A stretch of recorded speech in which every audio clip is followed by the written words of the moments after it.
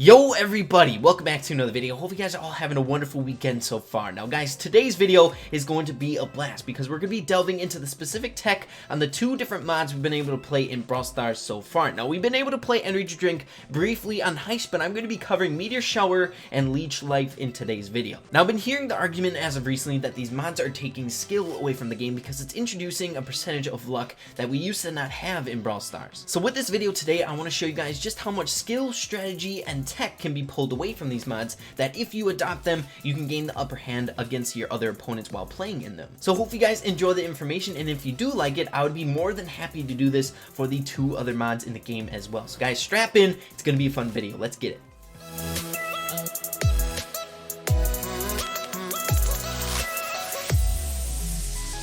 Alright guys, so the first mob we're going to be taking a look at is Meteor Shower. Now I don't think it has just as much tech as Leech Life does, however you can use the meteors to your advantage in multiple different ways. So the first question I want to answer is how long does it take a meteor to fall from the sky? So when you first see the symbol appear on the ground indicating a meteor will strike there, it takes roughly 3 seconds for that meteor to actually fall from the sky and hit the ground. 3 seconds is a long time, so the majority of brawlers in the game can avoid it with ease. However, it doesn't hurt having a brawler with a lot of mobility such as Mortis, Crow, Colt with his star power, or any of the tanks to avoid it that much easier. So you might want to keep that in mind when you're deciding what brawler to bring into Meteor Shower. Depending on the map, mobility might be one of the most important traits in this event mod. Another important tip to keep in mind about Meteor Shower is that the meteors that are falling from the sky have knockback. So much like any other knockback mechanic in the game, such as Shelly's super, you want to avoid using supers that have a duration to them, such as Brock or Frank, because if you're struck by a meteor, your super will be cut short. Brawlers with slows or stuns might be a great asset to your team in Meteor Shower, because if an enemy brawler is slowed down,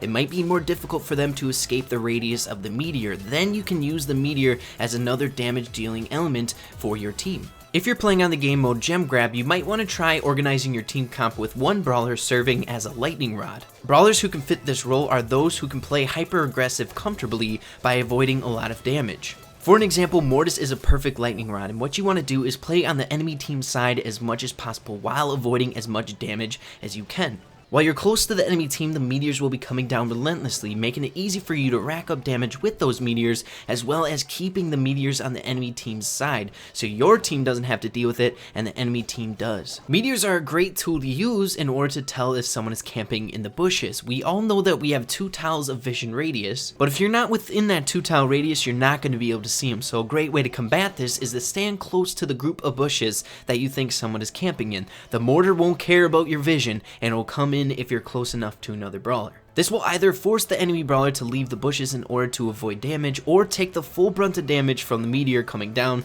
Either way, you're going to be able to tell if that brawler was camping. Lastly, meteors have the capability to destroy obstacles, so if your brawler can't do that, you can use the meteors to your advantage. Say someone is camping on the other side of the wall and doesn't have as many elixir as you in the game mode showdown. You can wait for a meteor to come in if you're close enough to that brawler to destroy the obstacle, then you can secure the kill. Next, turning our attention to the other mob we're going to be covering in today's video, and that is Leech Life. By far my favorite tech / mechanic in Leech Life can be seen with Barley and his star power. Barley's star power is every single time you use his basic attack, he heals for 200 HP, making him literally the only brawler in the entire game that can camp in Leech Life from the very get-go. This gives him a unique advantage amongst the other brawlers because he doesn't necessarily have to worry about the damage that Leech Life is doing to him. If you just ended up killing another brawler in the game mode showdown, it might be smart to wait on picking up that red skull. In order to get more value out of it, wait till your brawler gets a little bit lower so that you're healed up to full health, while the other brawlers on the map are slowly ticking down in health. Remember, the main goal is to stay alive as long as possible. Fundamentally, Mortis isn't a great brawler on the game mode showdown when Leech Life is activated. However, he can come in handy because of his mobility. Sometimes you can get away with stealing another player's red skull, allowing you to stay alive for a longer duration of time. Brawlers with a healing element seem to do very well on Leech Life because they always have that mechanic in their back pocket. Brawlers without a healing mechanic may become desperate because the only way they can heal up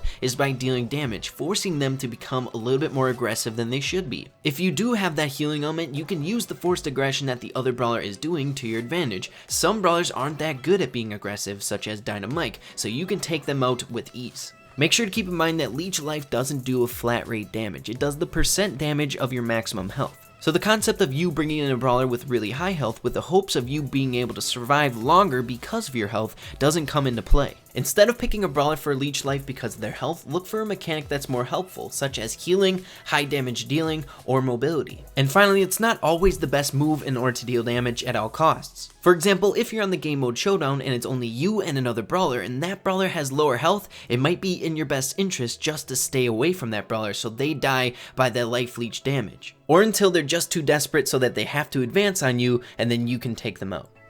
Alright guys, so that's going to be it for the tips and the tech in today's video. Hopefully you guys all enjoyed it and found it useful. I had an absolute blast making it, and I have several future plans of making videos along the same lines as this regarding how to play certain brawlers and whatnot. So if that sounds interesting to you guys, make sure to subscribe to the channel, keep up to date with the videos. I'd really appreciate that. Also, if you did enjoy this video, like I said in the beginning, I would love to make another video on the other 2 mods in the game. So if this was useful, make sure to let me know in the comments down below. I would love to do that. And then finally, if you can come up with any other tips or tech regarding the topics that we touched on in today's video, leave them in the comments down below as well. Help the reader behind you so that they can benefit from your ideas as well. So thank you everybody for watching. I appreciate it. And with that being said, make sure you guys keep having fun in Brawl Stars, and we'll see you in the next video. Peace out.